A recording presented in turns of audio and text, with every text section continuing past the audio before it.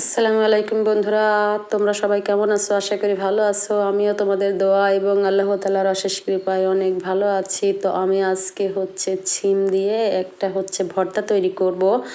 তো দেখো আমি কিভাবে ভর্তাটা তৈরি করি। এই ভর্তাটা তৈরি করে খেতে এতটা মজা যে আর এতটা লোভনীয় যে আসলে তোমরা না খাইলে বুঝতে পারবা না।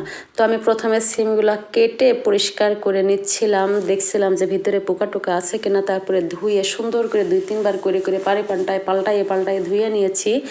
নিয়ে তো এখানে আমি একটা কড়াইয়ে কিছুটা পানি দিয়েছি, একটু লবণ আর একটু হলুদ দিয়ে আমি সিমটাকে একটু হালকা সিদ্ধ করে নিব, পুরোটা সিদ্ধ করব না। তো এখানে পানি গরম হয়ে গেছে, এখন আমি সিমগুলা এর মধ্যে কড়াইয়ের মধ্যে সিমগুলা দিয়ে দিব। পুরোটা সিম যখন আমি দিব, দেওয়ার পরে ঢাকনা দিয়ে কিছুক্ষণ রেখে চুলা জাল করতে থাকবো, যে একটু আধা সিদ্ধ হয়ে যাবে। তো তোমরা যদি আমাকে ফেসবুক থেকে দেখে থাকো তো লাইক, কমেন্ট এবং শেয়ার করো এবং সাপোর্ট করে একটু পাশে থেকো। আর যদি তোমরা ইউটিউব থেকে দেখে থাকো তাহলে আমাকে সাবস্ক্রাইব করো। তো দেখো আমার সিমগুলা কিন্তু সব দেওয়া হয়ে গেছে। এই পর্যায়ে আমি একটা ঢাকনা দিয়ে ঢেকে রেখে দিয়েছিলাম। তো এখন দেখো আমার পুরাটা হাফ সিদ্ধ হয়ে কতটুকু সিদ্ধ হয়েছে আমি কিন্তু হাতার সাহায্যে দেখতেছিলাম। তো আমি দেখছি যে না, আমাকে আর একটু সিদ্ধ করা লাগবে। তো এ পর্যায়ে দেখো আমার সিমটা সিদ্ধ করা কিন্তু হয়ে গেছে। আমি পানি ঝরাইয়ে উঠিয়ে রেখেছি। তো যখন পানি ঝরে গেছে তো আর একটা ফ্রাইং প্যানে আমি কিছুটা তেল দিয়ে এখানে সেই পানি ঝরানো সিমগুলা দিয়ে দিচ্ছি। তো এখানে আমি একটু হালকা আছে ভেজে নিব। তো সিমগুলো আমার দেওয়া হয়ে গেছে। এখন আমি একটা টমেটো কেটে বেশ কয়েকটা ফালি করব টমেটোকে কেটে নিয়ে। তো আমি এই সিমগুলার মধ্যে দিব, যেন একটু খাবার সময় টক টক ঝাল ঝাল একটা টেস্ট আসে। তো দেখো আমি হাতের উপরে রেখে চাকু দিয়ে টমেটোটা কাটছি। তো আমার টমেটো কাটা হয়ে গেছে। এখন আমি টমেটো সহ সিমগুলা একটু ভাজা ভাজা করে নেব, হালকা অল্প করে ভেজে ভেজে নিব।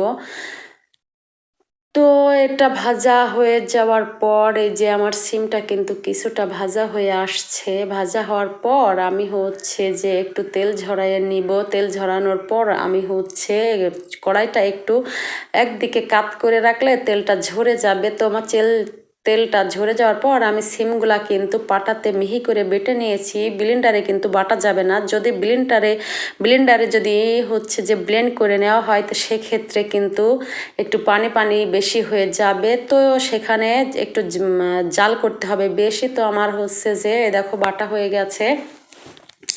তো এখানে আমি এক মুঠো পেঁয়াজ কুচি একটা ফ্রাইং প্যানে তেল দিয়ে এক মুঠো পেঁয়াজ কুচি নিয়ে আমি ভাজতে শুরু করেছি। এই পেঁয়াজটা যখন আধা ভাজা হয়ে যাবে, পুরাটা লাল হবে না, শুধু নরম হয়ে যাবে, সে পর্যায়ে আমি বাটা সিম গুলা কড়াইয়ের মধ্যে দিয়ে এইভাবে নাড়তে থাকবো।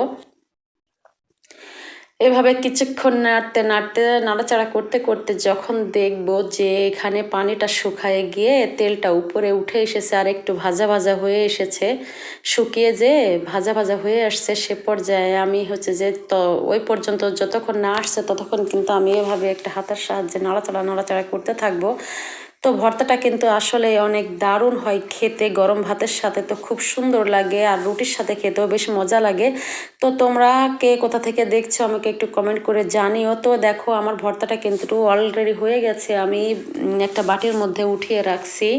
তো এভাবে তোমরা কারা কারা সিম ভর্তা তৈরি করে খাও আমাকে একটু কমেন্ট করে জানিও। যাদের বাচ্চারা সিম রান্না বা ভাজি খেতে চায় না তারা কিন্তু এভাবে সিমটাকে ভর্তা করে এরকম করে সুন্দর করে বাচ্চাদের খাওয়াইতে পারো এবং নিজেরাও খেতে পারো, অনেক টেস্ট আসে। আসলে একই রান্না সবসময় তো খেতে ভালো লাগে না।